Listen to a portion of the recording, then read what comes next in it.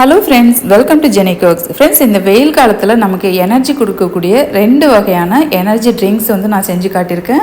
இது எளிமையாக நம்ம வீட்டில் எல்லாம் கிடைக்கக்கூடியதை வச்சு நான் செஞ்சுருக்கேன். ஏற்கனவே ஐஸ்கிரீம் ரெசிப்பியும் போட்டிருக்கேன், ட்ரை பண்ணி பாருங்கள்.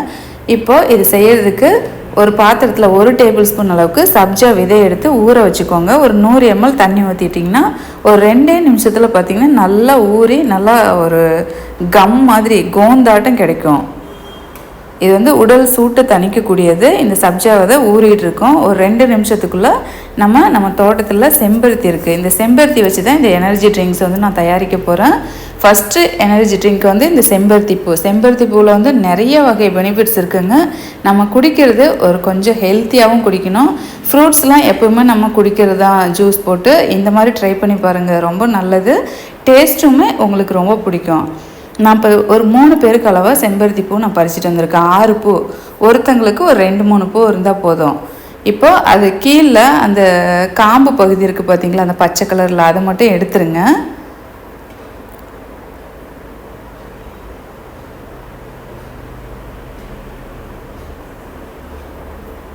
இப்போ காம்பு பகுதி எடுத்தாச்சு. இது நல்லா தண்ணியில் விட்டு நல்லா அலசி எடுத்துக்கலாம். இது எந்த கெமிக்கலும் எதுவும் போடாமல் அப்படியே வளர்ந்தது தான்.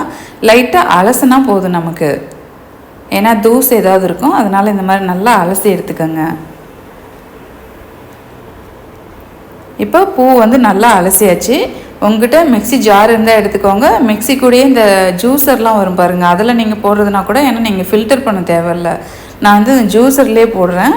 அதில் ஒரு சின்ன துண்டு இஞ்சி ஃப்ளேவருக்காக, ரொம்ப சின்ன சைஸில் அந்த இஞ்சி போட்டுக்கோங்க. ஏன்னா வெறும் செம்பருத்தி அது இருக்கும்போது அந்த டேஸ்ட்டு வந்து எப்படி இருக்குன்னு தெரியல. இந்த மாதிரி இஞ்சிலாம் சேர்த்து குடிக்கும்போது ரொம்ப சூப்பராக இருக்கும். ஒரு சின்ன துண்டு இஞ்சி, நம்ம கழுவி எடுத்து வச்சுருக்கிற அந்த 6-7 செம்பருத்தி பூவும் இது கூடயே சேர்த்துக்கோங்க. இதில் கொஞ்சமாக நான் ஃப்ரிட்ஜில் எடுத்து வச்சுருந்த தண்ணி வந்து ஒரு கப் அளவுக்கு நான் சேர்த்துருக்குறேன். கூடவே கல்கண்டு சேர்த்துக்கோங்க. நாட்டு சர்க்கரை, கல்கண்டு, ஒயிட் சுகர், எது வேணாலும் உங்களுக்கு விருப்பமான அளவு சேர்த்துக்கோங்க. இந்த கல்கண்டு வந்து பொடி பண்ணி நான் சேர்த்துருக்குறேன்.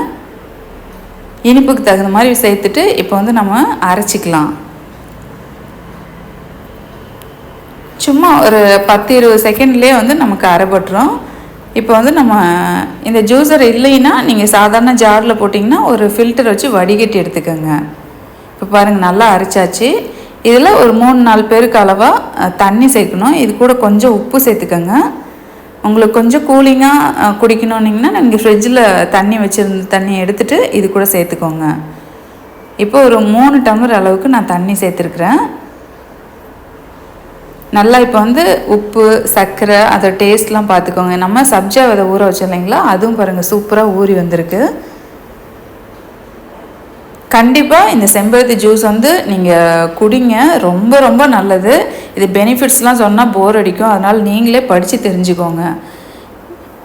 இப்போது எந்த டம்ளரில் குடிப்பீங்களோ அதில் ஒரு 2 டீஸ்பூன் அல்லது டேபிள் ஸ்பூன் அளவுக்கு சப்ஜா சீடு வந்து சேர்த்துக்கோங்க, ஊற வச்சதை. இது கூட நம்ம அரைச்சி வச்சுருக்கிற செம்பருத்தி ஜூஸ் வந்து சேர்த்துக்கலாம். கூடவே லெமன் சேர்க்கணும். லெமன் சேர்த்திங்கன்னா ரொம்ப சூப்பராக இருக்கும். நான் ஒரு அரை லெமன் சேர்க்குறேன். உங்களுக்கு புளிப்பு கம்மியாக வேணும்னா சும்மா ஒரு 2-3 ட்ராப் விட்டால் கூட போதும். இப்போ நம்ம அந்த லெமன் சேர்க்கும்போது அந்த செம்பருத்தி ஜூஸோட கலர் பார்த்திங்கன்னா அப்படியே நல்லா சூப்பர் கலரில் மாறும். பார்த்திங்களா, லைட்டாக அந்த ரெட் கலரில் வந்திருக்கு. கிட்டத்தட்ட அந்த செம்பருத்தி கலர்லேயே வந்திருக்கு. இப்போ நல்லா கலக்கி விட்டுக்கோங்க. அவ்வளோதாங்க. இப்போ அப்படியே எடுத்து நல்லா குடிக்க வேண்டியதுதான். சூப்பராக இருக்கும். கண்டிப்பாக ட்ரை பண்ணி பாருங்கள். நான் நம்ம வீட்டில் செஞ்சு கொடுத்தா எல்லாருமே விருப்பப்பட்டு சாப்பிட்டாங்க. அடுத்தது வந்து மேங்கோ. இந்த மாதிரி பச்சை மாங்காய் இந்த சீசனில் கண்டிப்பாக கிடைக்கும். இது வந்து ரொம்ப சத்துங்க. நம்ம புளிப்பாக இருக்குது, சூடுன்ட்டு நம்ம சாப்பிட மாட்டோம், வயிறு எரிச்சல்ன்ட்டு. இந்த பச்சை மாங்காய் தோலோடு சாப்பிடும்போது நிறைய சத்து இருக்குது. நான் ஒரு பாதி மாங்காய் மட்டும் எடுத்திருக்கேன். இது கூட பச்சை மிளகாய் சும்மா ரொம்ப கம்மியான அளவில் கொஞ்சமாக சேர்த்துக்கோங்க. காரம் இல்லாத மிளகாயாக சேர்த்துக்கோங்க. ஒரு சின்ன துண்டு இஞ்சி, இதெல்லாம் ஃப்ளேவருக்காக. இப்போ கூலிங் வாட்டர் தேவையான அளவு சேர்த்துக்கோங்க. நான் இப்போ எடுத்துருக்கிற மாங்காய் வந்து ஒரு 3 பேர் நல்லா தாராளமாக சாப்பிட்லாம். 2 டேபிள் ஸ்பூன் அளவுக்கு சர்க்கரை, கொஞ்சமாக உப்பு, புதினா இலை வந்து சும்மா லைட்டாக ஒரு 4-5 இலை மட்டும் போட்டுக்கோங்க. இது நல்லா அரைச்சி எடுத்துக்கலாம். இதுவும் ஒரு 10 செகண்ட் 15 செகண்ட் அரைச்சா போதும். அவ்வளோதான். இப்போ எந்த டம்ளரில் குடிப்பீங்களோ அதில் சப்ஜா சீட் வந்து சேர்த்துக்கோங்க. சேர்த்துட்டு நம்ம அரைச்ச இந்த மேங்கோ ஜூஸ் வந்து நீங்கள் சேர்த்துக்கலாம். நிஜமாலுமே ரொம்ப எனர்ஜி கிடைக்குங்க. ஏன்னா வேர்வையில் நமக்கு வந்து நிறைய எனர்ஜி போயிடும். அதனால் உப்பு, சர்க்கரை இந்த மாதிரி ஹெல்த்தியான ஏதாவது ஒரு பொருளை வச்சுட்டு நீங்கள் வந்து நிறைய ஜூஸ் போட்டு வச்சுக்கோங்க.